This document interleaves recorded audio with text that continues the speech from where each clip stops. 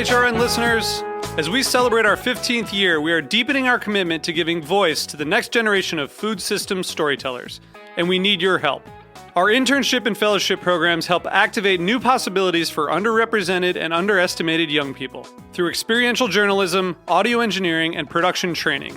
Through these unique programs, HRN helps food equity stewards build essential workforce readiness skills that expand their potential and foster economic mobility. Please consider supporting these critical programs. And with a minimum donation, you can be entered to win a dinner for two at an amazing restaurant in one of 8 cities and tickets to a concert at a great venue in one of those cities. We have incredible partners across the country who have donated, as they also share our passion for helping to educate the next generation of food systems storytellers. Check out heritageradionetwork.org/15 to donate and enter to win today. That's heritageradionetwork.org/15 to donate and enter to win today. And make sure you donate before March 31st. Thank you.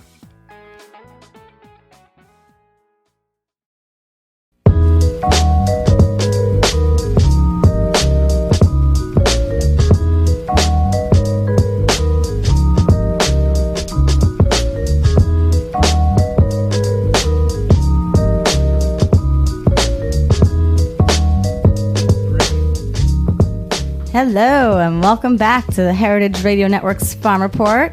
Heather Hyman here.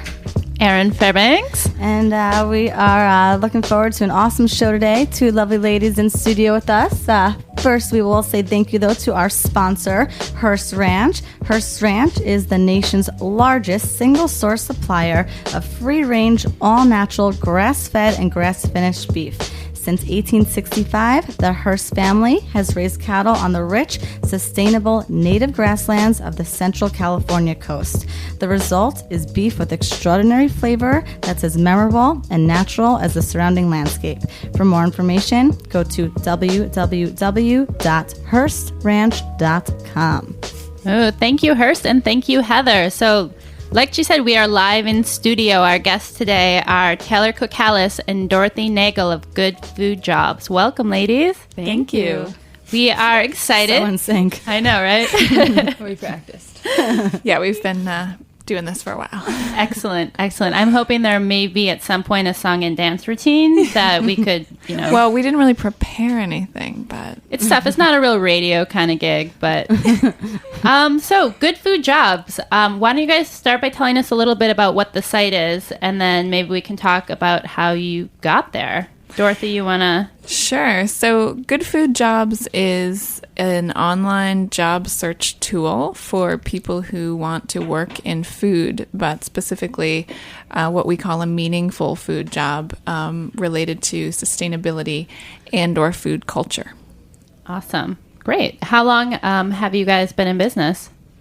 Well, depends on when you start counting. We came up with the idea June 2009. We decided that we were going to actually do it about 2 months later.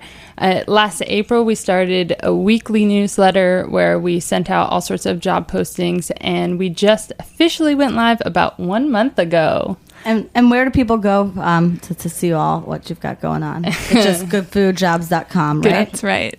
Now, what's your background? I mean, like Good Food Jobs, how did you get into wanting to promote such a...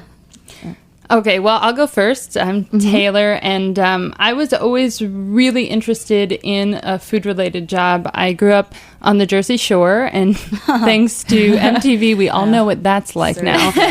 Like I say, they're more into GTL than... GFJ. Whoa, I don't even know. Wait, I know there's like some tanning and some laundry. And some gym. But what's the other? Gym, tan, laundry. Awesome. But GFJ is Good Food Jobs. I'm into that. Let's hear more about your life on the Jersey Shore. So I was always really interested in food and from where it came. And when I decided I wanted to go to school, everyone would say to me, "Oh, so you want to go to cooking school?" And I'd say, "Well, not exactly." And they'd say, "You want to open a restaurant?" And I'd say, "Not exactly." So I ended up at the Cornell Hotel School. So I was studying hospitality management, but when all of my cohorts were nursing their hangovers from the bars the night before, Dorothy and I were down at the farmer's market. And when all of my classmates were writing business plans for restaurant concepts, I was writing things about specialty food stores and farmers markets. So after graduation in 2005, I did a year-long master's program at the university that Slow Food founded over in Parma, Italy. And I came back to the United States, and I was determined to find the perfect food job. And I ended up working at Murray's Cheese for 3 years as the director of education. So in my post there, we were educating about people about the pleasures of good food and getting them interested in issues of sustainability and food production from a very pleasurable side of it, and introducing them to what sort of good foods there were and how to find them and what that meant. And in my time there, everyone kept coming to me and they say, God, like I have this crappy fill-in-the-blank job that I really don't like, and I'm very passionate about food. So how can I find a way to work in food? What opportunities are out there? So these aren't your coworkers, I'm assuming. These are, so you guys would put together classes at Murray, so they'd be open to the public. You pay $15-20, you come in, you taste some cheese, your life has changed. Exactly. And then you're like, all right, I need some more of this. And then they'd come to you and be like, you have a good food job. Where do I get one?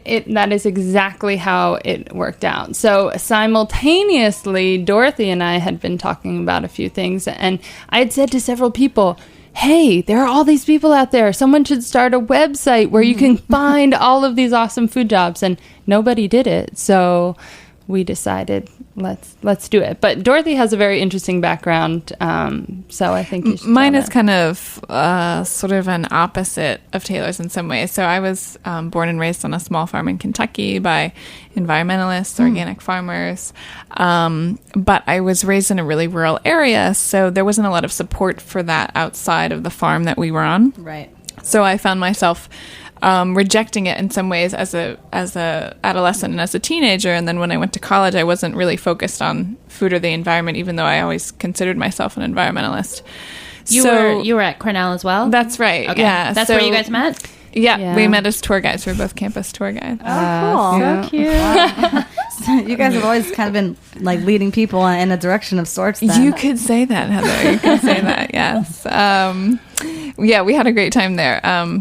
So I studied interior design, and I had a very clear sort of career path in front of me.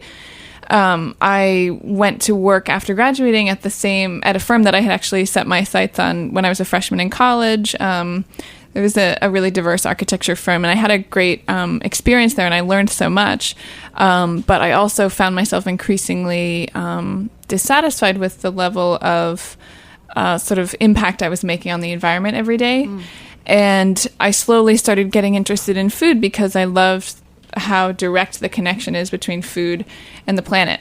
And so when I finally felt like I needed to leave my job and do some exploring and figure out what the next step was, Taylor was really supportive, of course, and I spent about a year and a half doing some really different things related to food. And then when she said finally, people are, I've told people they should do this site. It's like such an amazing idea. And I said, yeah, and she's like, we should just do it. And I was like, oh, okay. It was like my opening. I was just waiting for the crack so I could slide right in. And it's pretty awesome though. I mean, you really are just linking people together. And I mean, it sounds like you had the idea and you were kind of waiting for it to happen and no one did it. So you're like, all right, time to get it going on then. Yeah, there was definitely a need for it. And one of the things that's really important to us is that, as we were working with food, we were starting to get really more involved in how can we make this sustainable, the whole food movement,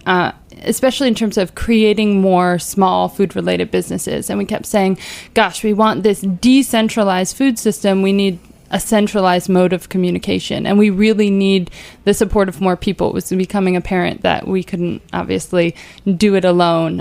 So having the opportunity and the ability to be able to bring a lot of people together and see the benefit of everyone working together toward the same thing has been really valuable for us. Yeah, I mean, it was really funny actually listening to your background story. It kind of sounded very similar to when I was, trying to figure out where I wanted to go, for my finishing my graduate program. I ended up going to NYU, but I'd always worked in restaurants, and I was like, well, I don't want to work in a restaurant, but I know that there's some way that if I go to school for food studies, that I can make a future out of this, because everybody has to eat. And then when I got to NYU, it was like I'm learning all about this whole new world, and it is so progressive and it's so important. And I'm still realizing today that people don't even really know yet about what we're doing. Like, we're not part of a dying industry. We are creating something new that is necessary for the future of our food.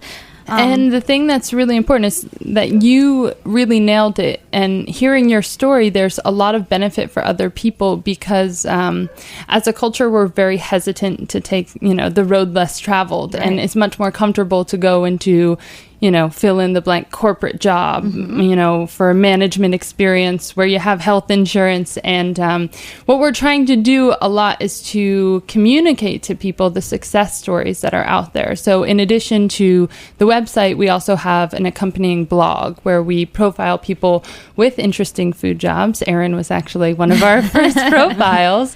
And it's really important. People say to us all the time, we are so thankful for this because it's really resonating with us, and it helps us be able to explain to the important people in our life around us what opportunities are out there.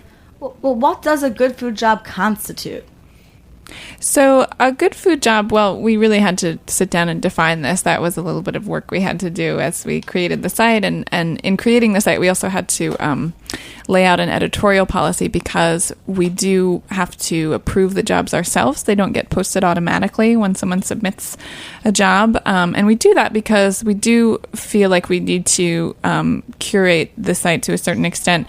We need to make sure that the jobs posted are food related in some way, although we always stress that working in food does not necessarily mean you have to work directly with food. We also feel strongly that the jobs have to be sort of comply with our environmental, cultural, moral standards. And of course, we have to say that they can't have any foul language or anything like that in there. Tougher for some job postings than others. That's right. Everybody has their challenges. But it's really important that we stress, we talk about, it's not just sustainable food jobs, it's sustainable food and food culture. And that's a really important distinction that we make, because there are a lot of people that come to food by way of understanding these pleasurable aspects.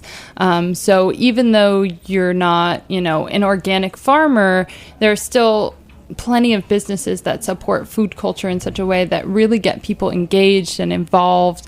And it's a spectrum. They come in on one end and then they get so engaged that they learn more about it. They learn more about the issues. They become more involved, and they start to care a lot more about the issues that are out there. I think we talk a lot of, on the Farm Report, how there's a role for everyone. And what we hope to do on the Farm Report, and I think through your site as well, is kind of show people some of the different ways that they can get involved. And before the show, we were talking a little bit about entrepreneurial spirit and kind of making that shift from like, oh, I have this idea, whether it's like I want to start a new business, or it's I want to quit my job, or it's I want to try something else out. Like that space between what you're doing now and then taking the next step. So can you guys talk to us a little bit about what were some of the challenges when you kind of like drew the line in the sand and said, okay, we're going to do this website, then what?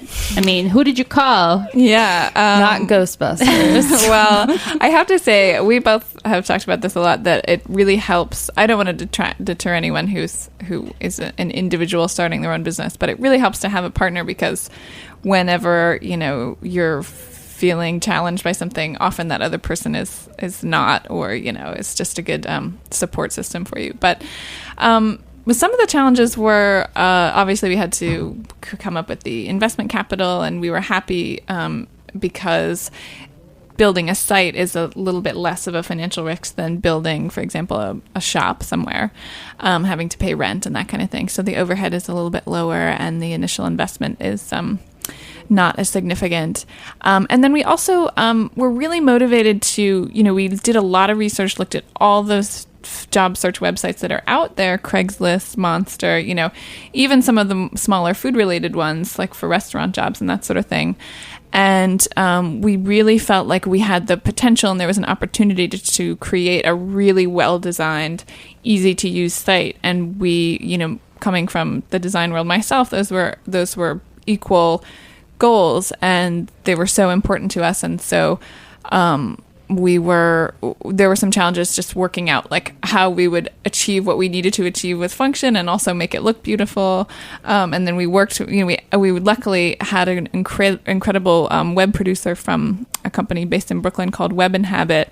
And we had the luck to meet them in one of those cheese classes at Murray's.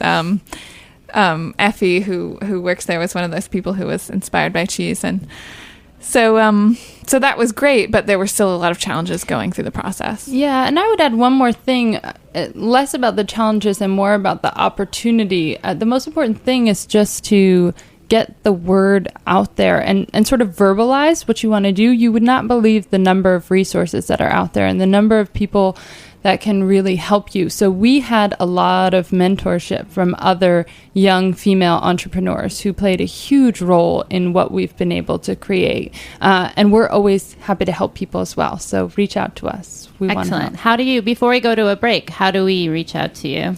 Oh, very easy to find us. My email is Taylor, Taylor, at goodfoodjobs.com.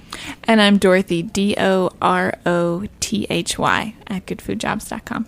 Perfect. So we're going to come back in just a minute and talk about some more success stories and everything entailed in this Good Food Jobs world on the Heritage Radio Network's Farm Report.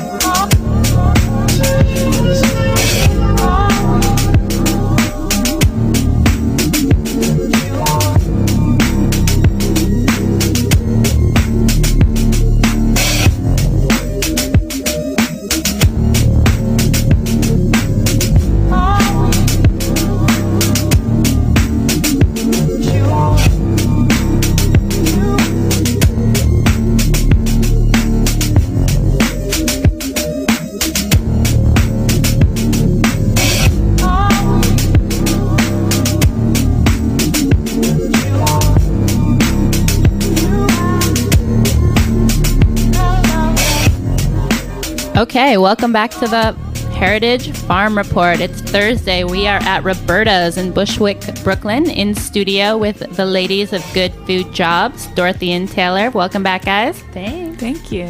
So, wanted to move into talking a little bit more about what kind of jobs are on the site right now, but because this is the Farm Report, we want to talk about farmers. Obviously, yeah, let's do it.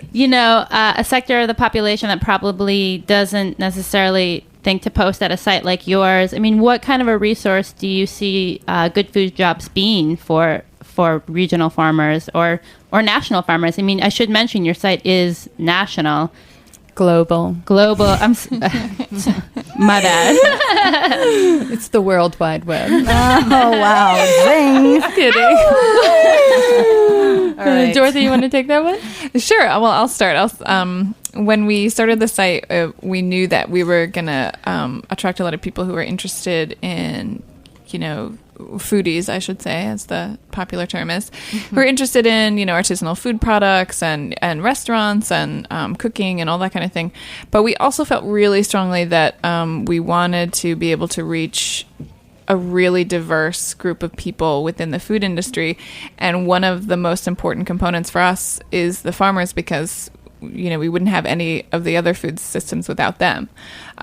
So we knew that we wanted to make the site accessible for them. When we were designing to make a site that would be easy to use, we wanted that to be true for anyone. And while it's true that, being a farmer or the lifestyle doesn't necessarily mean that you can spend a lot of time surfing the web during the day or night, we also know that we're in a world now where a lot of farms do have their own websites, and we wanted to just be able to have people reach us quickly and easily and be able to post a job very quickly. And so now the only challenge for us is reaching out to those farmers and making sure that they know we're here, and making sure that they understand the kind of a resource we can be, because the people who use our site are a true audience of people who really are passionate and inspired, and they want to make a difference.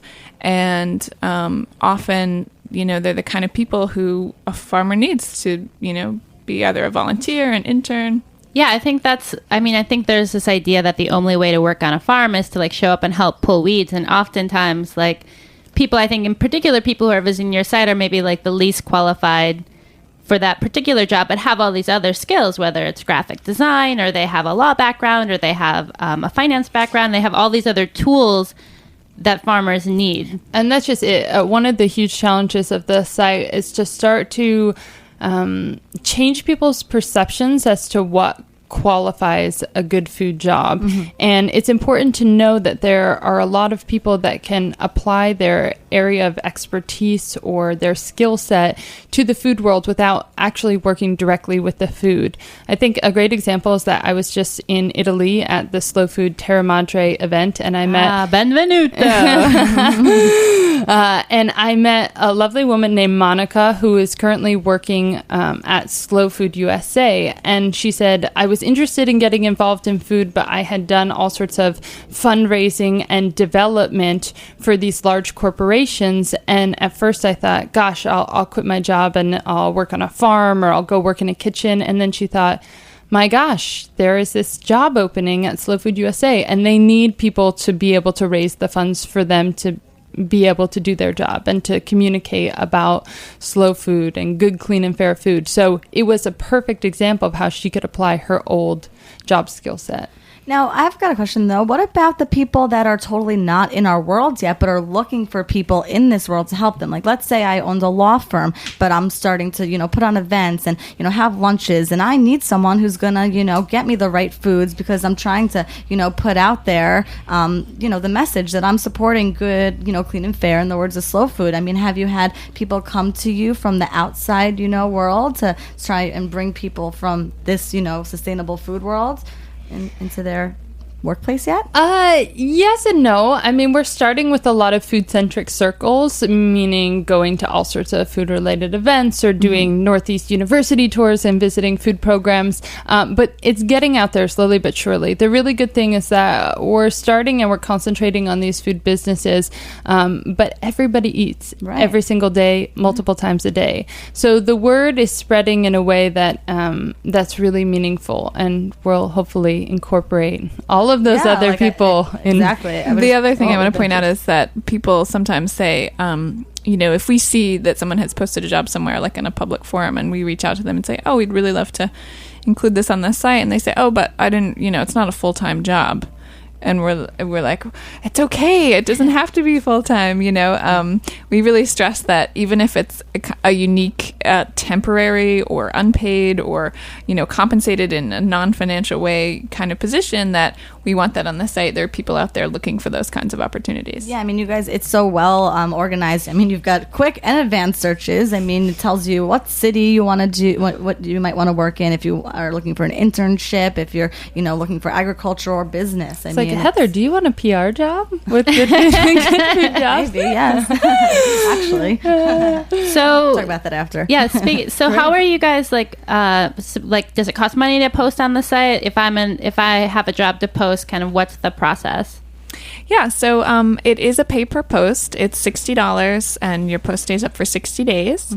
You will have the option, we're just implementing it now, to edit your post as filled, so that if you want people to stop applying, but you can keep that post up as kind of an advertisement for your company. So what you do is you just log on, and it's free to register to use the site. And so if you're just looking at jobs, all you have to do is put in your email and create a password, and then there's no exchange of money. You can search all day long whenever you want. And then if you decide to post a job, there's a lot of big buttons everywhere encouraging you to do that. You fill out a fairly short form, and then you submit it with your payment information. And within 24 hours, usually much sooner, we'll review that and we'll approve it, and your job will be up. Yeah, and then every Monday people get a newsletter if they're looking for jobs that post these new jobs and things of the like. Yeah, the newsletter is really to remind you that we're there and also give you a pretty good understanding of what we're doing beyond just the jobs that are on the website. A really important part for us is that we were hesitant to do a website because we're people and we love to meet everyone, so we've been trying to connect with a lot of people outside of the internet and really get face to face and hear what the issues are and understand how we can provide more resources to get more people involved in the food world. So the newsletter keeps a lot of people abreast of everything that's going on there as well. Have you had any super success stories yet? So many. Yeah. We've had so many. It's always amazing to, we do know a lot of people in the food industry, and so often there will be somebody that we already knew. We heard about a job and we contact them and said this would be great for you. But then sometimes we also hear from people that we've never met before. They say, "Oh, I found a job through your site. I'm starting on Monday or whatever," wow. It's really exciting to hear that. It's just an amazing feeling. It's a little fulfilling. For sure. Definitely. Wow. Yeah. Awesome. So you guys are, new. The site's been live for a month. So are you able? I'm just curious, as far as metric tracking, sure. what kind of data you're able to gather to kind of how are you measuring yourself as a successful business other than that you can pay your rent? Well, we're working towards that. But it's really interesting because I would say that we're both more qualitative people than quantitative people.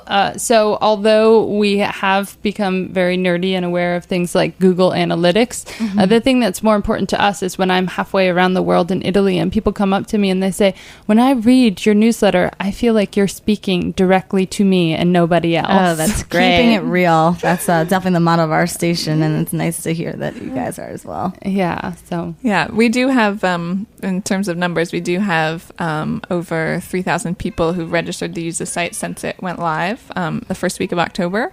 So we've been sort of keeping track of that, and the newsletter goes out to over 6,000 people. We've had over 100 jobs posted in the last 2 weeks. Wow. So can you give us an example? What are some of the jobs on the site right now? Sure. So the most recent one was just put up by Chris from Consider Bardwell Farm, assistant cheesemaker, which is a great intro opportunity for people. Yeah. But we have everything from, helping consult on new restaurant or cheese bar concept that's opening in Queens. Someone just got back to us and said he filled the position.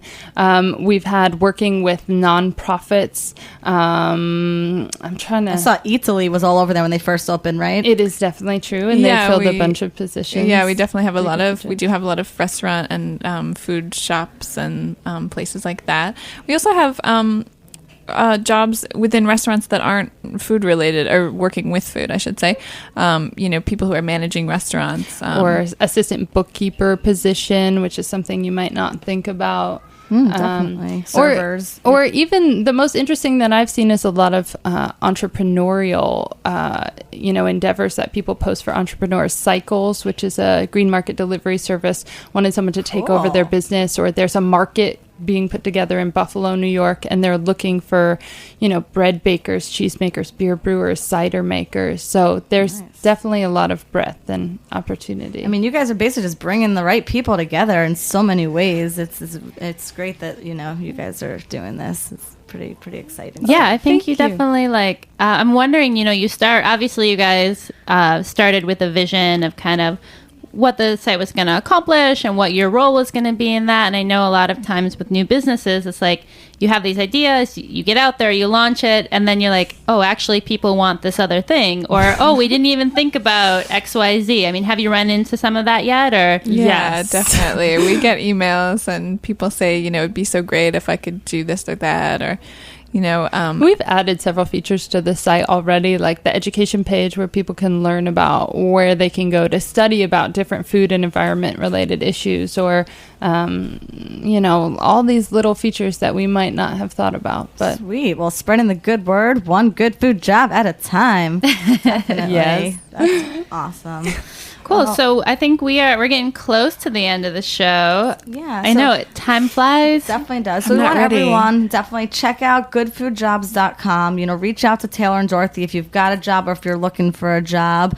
I definitely wanted to give a little shout out to Derek Denkla, our friend of Farm City. He's got a do-it-yourself utopia going on this upcoming Monday, November 1st. So if you want to check out farmcity.us, there's some really awesome little seminars they're going to be doing about rainwater harvesting, rooftop micro farming, permaculture, and all exciting stuff like that. So, as always, we want to keep people in the loop as He's to what's going on in fantastic. this world. Yeah, definitely. Yeah, cool. And then wanted to give you guys, of course, a chance to, what do we forget to ask you, or what do you want to make sure that kind of our listeners have a chance to know about Good Food Jobs? Well, we just want to let you know, Good Food Jobs is the first of many steps to rebuilding the food economy. So we look forward to working together with everyone. And we really just want to stress that the good food community is really a community, and we encourage you to reach out as much as possible. We're trying to put together lots of resources to help everyone be able to get more involved in the food system. So don't hesitate to contact us. Awesome. I can only imagine this is going to continue to exponentially grow. I mean, as is all the awareness for, what we all do here. So in terms of, creating and, supporting this safer, better food supply. So Thank you so much for having us, guys. We really appreciate it, and we're big fans of what you do as well. awesome. yeah. We will you. be back next week live, 1 o'clock Eastern Standard Time, the Heritage Radio Network's Farm Report. Thank you today to Dan and Nat for producing and engineering our show. And Thanks, guys. Tune in next week.